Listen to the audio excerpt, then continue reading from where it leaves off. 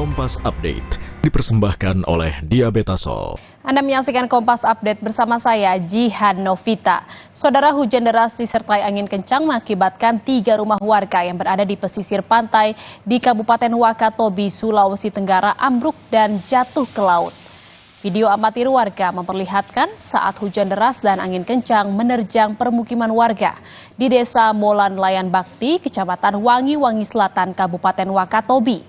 Akibatnya 3 rumah panggung warga yang terbuat dari kayu ambruk dan jatuh ke laut. Insiden ini sempat membuat warga yang berada di dalam rumah sempat ikut terjatuh ke laut. Tidak ada korban jiwa, namun para korban terluka akibat kejadian ini.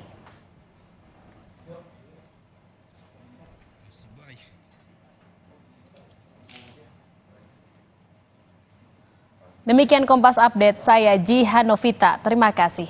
Sampai jumpa. Kompas Update